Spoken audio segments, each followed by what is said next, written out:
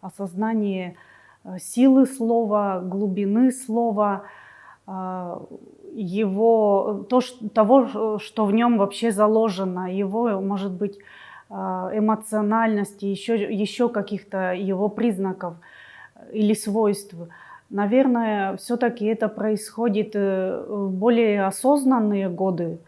И, может быть, не только и у поэта, но и у каждого человека понимание сути слова происходит тогда, когда он уже что-то повидал в жизни, и что-то, какой-то багаж у него жизненный уже есть, багаж литературный, вот в данном случае с писателем, когда ты много работал с книгами, и не только, например, с теми текстами, которые ты сам пытаешься писать, а с текстами, которые написали другие авторы, когда ты много часов просидел в библиотеках.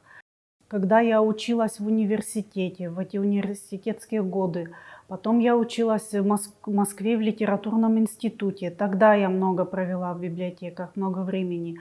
Потом, когда училась уже в аспирантуре, и вот все вот эти, я бы даже не сказала, что дни, эти годы, проведенные в библиотеках, непосредственно с книгами, с напечатанным словом, вот, наверное, тогда я начала понимать, что слово, оно заключает в себе очень много смыслов, что слово может быть и сильным, и может и ничего иногда не выражать. Слово может быть эмоциональным и может быть бесстрастным. Слово может быть глубоким, и оно может быть поверхностным. На мой взгляд, поэт, он должен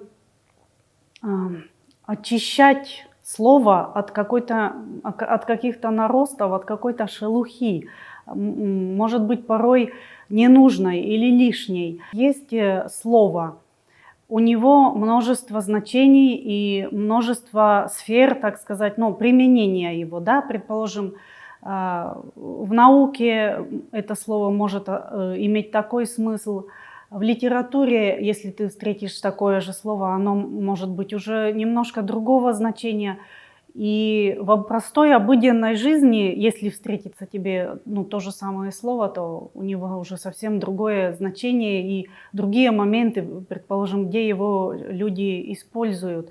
В современном мире, что вот это слово, в котором была изначально заложена какая-то одна мысль или одно значение, оно обрастает какими-то дополнительными еще значениями. С одной стороны, это, наверное, хорошо, поскольку слово становится многозначным.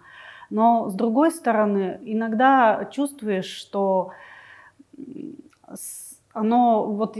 его главный смысл запрятан где-то глубоко, а сверху какая-то ненужная шелуха. А поэт, когда берет это слово или, предположим, другие слова, начинает создавать произведение с помощью этих слов, то он, я думаю, должен добраться до сути этого слова и эту суть вытащить.